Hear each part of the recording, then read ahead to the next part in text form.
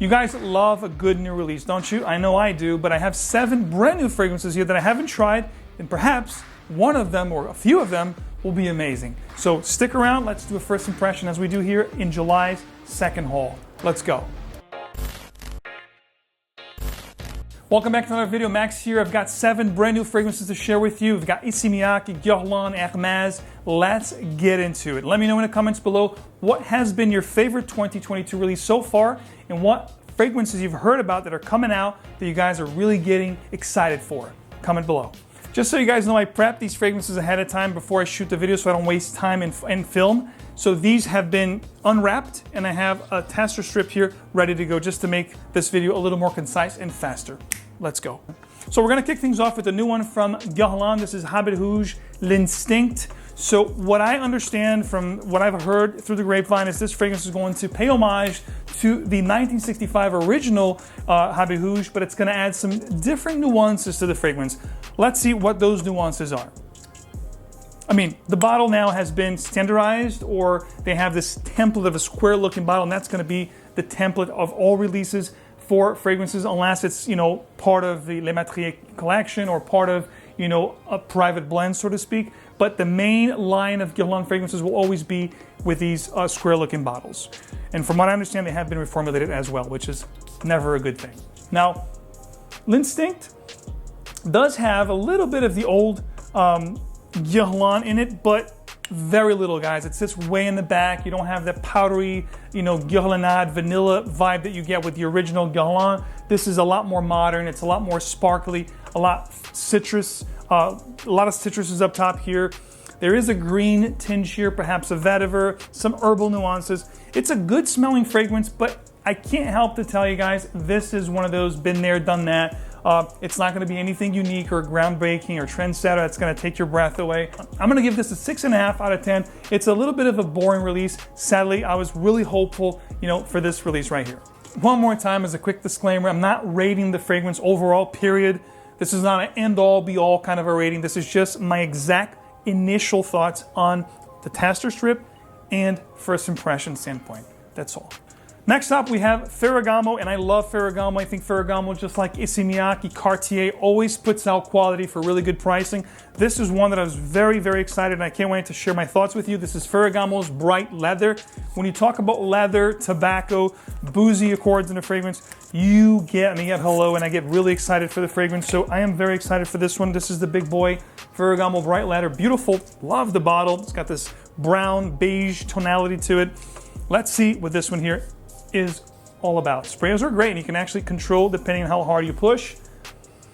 And this is a very nice bright leather, as the name would have. It's going to have this really nice sparkly fizzy grapefruit up top. It's definitely fruity, and the leather starts to come through, but it's in a very easy to wear kind of a leather. It's not going to be rough and tumble, rough, and dark leather. It's, like the name implies, a bright, sophisticated, elegant, and smooth kind of a leather. I like this one. From a first impression standpoint, I'm giving this one a 7.5 out of 10. It's really good. It has potential.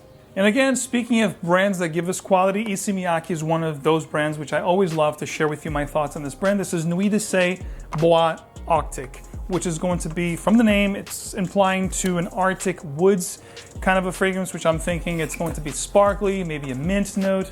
I don't know. The bottle looks great. I love the green, teal kind of a look from darker to lighter. Very excited about this one. And I have to be honest though, I haven't heard much about this one, or the little bit that I've heard, people weren't very impressed. So let's see what we get out of this one, guys. So opens up really nice, but it doesn't have anything too unique about it. And again, when you look at the note breakdown, you have some citruses up top, but most importantly, you don't have ambroxan here mentioned as a note.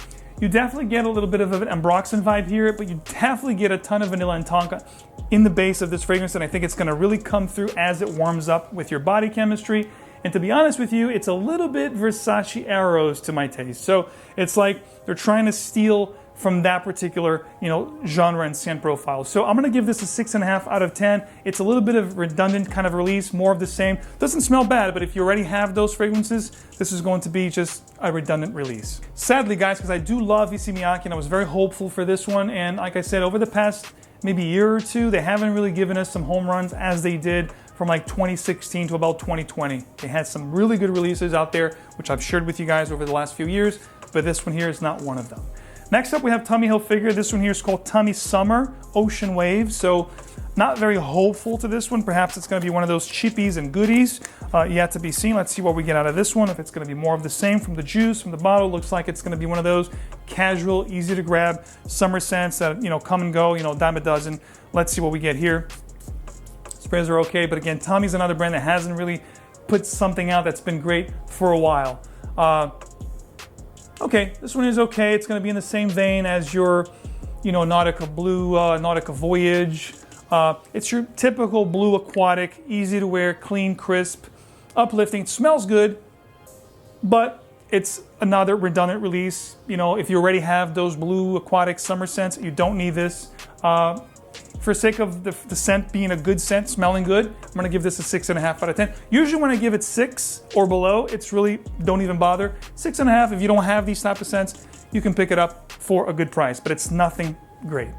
Next up, we have a fragrance from Hermes. I do love Hermes. I do love this collection, which is their 𝗿𝗏𝗀𝗀 collection, which is like a rainbow. I love the color of the bottles. They have an array, of different fragrances within this fragrance line. And what they do is they capture a certain note and they combine it with the color. In this case, it's called Eau de Basilic Pourpre, which is from French to English, it would translate to water of purple basil. So again, the bottle should have been purple, but it's actually a green bottle. And this is the big boy, the 200 ml. I do love their bottles, guys. The colors are amazing. I'm gonna pop on screen here so you guys can see all the different 𝗿𝗏𝗀𝗀s. Like I said, they all capture different colors along with a note. This one here, the basil, which I love, herbal fragrances, but the citrus cologne genre is really what these fragrances capture. And that's exactly what you get here. It's fizzy, it's sparkly, it's almost like a soda pop. Think of like a 7-Up or a Sprite. Opens up very bright, very effervescent, with that citrus combination of grapefruit, lemon, limes. But then I think the basil will start to come through as the fragrance warms up. But it's one of those that you don't have to think too much. You want to smell great. Summertime, especially spring and summer when it's warm out, this is one of those. And I love it so much that I'm going to actually wear this as my scent of the day, guys. And it is one of those very captivating scents. I think Christina Gel is doing a great job with this collection. And this one here, right now, it's going to get an 8 out of 10 just from a first impression, but it's got amazing potential to being one of the best releases of the year for me so far.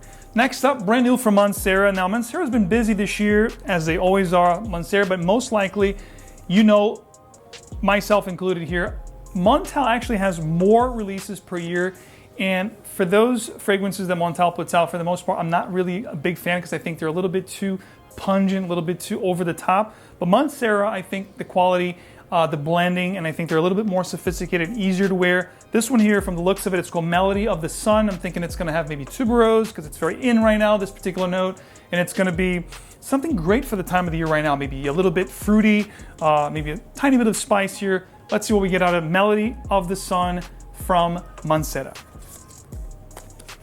And Mancera always has great quality, guys, from the bottles to the boxes. I do love this little pouch that they give you, so it's really cool. I remember when I first tried this brand, I think it was back in 2010 or 11, I was really blown away by the quality and the presentation.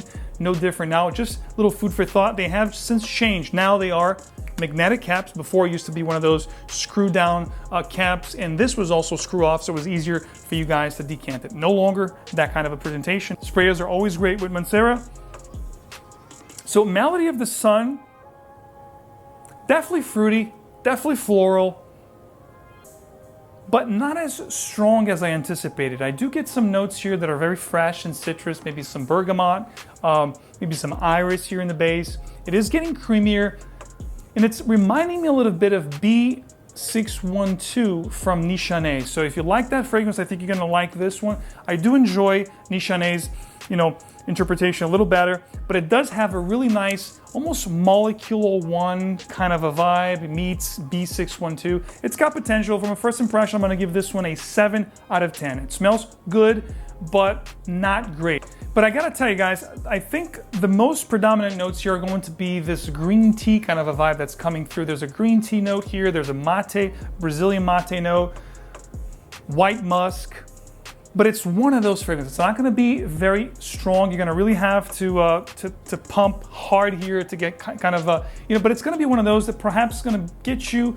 not smelling yourself, but people around you will definitely smell you. That's what I'm thinking here from the first impression, which is the same with B612, with Molecule 1. That's the kind of vibe I get when I wear those fragrances, but I do get, questions. What are you wearing? You smell so good. I think this is going to be one of those fragrances that you yourself can't smell too much, but people around you will love the way you smell. And last but not least, from 𝗏𝗏 we have Zafferano, which is really a saffron fragrance. I'm very excited about this because saffron always gives you that leathery kind of a vibe. And by the way, guys, this is a 𝗏𝗏𝗏 exclusive from 𝗏𝗏. Love the bottle. Black is one of my favorite colors, along with the gold here. Just looks stunning. Beautiful cap. You got the H there from 𝗏𝗏𝗏, 𝗏𝗏𝗏 Zafferano, which is again supposed to be a saffron-based scent, which is going to be perhaps leathery, spicy. Looks like it would have oud from the color of the bottle, but I don't know if it's going to have oud or not. Let's check it out. Sprays are nice. I do get a rose, oud, leather, saffron combination here. It is rather tamed. It's not going to be a screamer of a fragrance, but it does smell good. If you don't have leather fragrances that are, a little bit harsh with the oud and saffron rose combination, this is perhaps something to check out. I wouldn't go blowing down the doors to pick this up. If you have a well-seasoned nose, if you're familiar with oud and rose combination fragrances, this is going to have that same kind of vibe along with that saffron leathery undertone. It's nice smelling, but again, it's been there, done that. So for that, I'm going to give this a 6.5 out of 10. And perhaps the price here is also not going to be in its favor. And I don't think performance is going to be good. I think it's going to be rather linear and sitting closer to the skin. By the way, guys, this haul is brought to you by Perfume.com, which is a great place to try fragrances before you actually commit and buy them. So if you're looking for a place to try anything indie, designer, or niche for a great price, fast service, great customer service, always adding more, thousands of fragrances to choose from. There's my code, of course, that you can use, Max12, but don't use it, scratch it this month, because there's one better for you, 𝗤𝗏𝗄𝗏, which will give you guys 25% off site-wide from tomorrow, which is Saturday the 23rd, and Sunday all day, guys. Don't miss out. It's one of those that comes and goes pretty quickly. And in fact, to get even more savings and trying before you buy it and getting free things, join the Perfume Crew. You're not going to get discounts only for Perfume.com, but you're also going to get additional discounts and perks from FragranceBuy.ca. You're going to get free bottle giveaways every month, designer and niche, plus a ton other perks like discount to buying fragrances, also freebies. If you're part of the Perfume Crew, you're going to get free decants, samples with your orders. Details below. Enjoy, guys. Don't miss it. If you're a true fragrance lover and you like to try things before you actually buy the bottles, perfect place to do that. I'm going to add a new feature to these haul videos for you guys, which is going to be the highlight haul of the video. This particular highlight haul, my favorite is going to be this one right here, Eau de Cologne Basilic Pourpre Purple Basil from the house of Hermès. I'm loving this fragrance. It's on me right now. It's really giving me a nice scent bubble. It's not going to be a very strong projecting or performing fragrance because it's an eau de cologne concentration, but that's okay. You can always go crazy over a spray. It's going to be great smelling. It's not going to be offensive. Trust me, one of the best releases of the year so far. It does something here very magical with the basil, the citrus, the fruity notes. I'm loving this, guys. As always, guys, leave your comments. Let me know what you guys think of the best fragrance I've been so far in 2022. What you guys are excited for. And of course, guys, show your support. Leave a like, subscribe, and hit the bell so you guys get these videos straight into your feed. I'll see you guys right here very soon. Take care.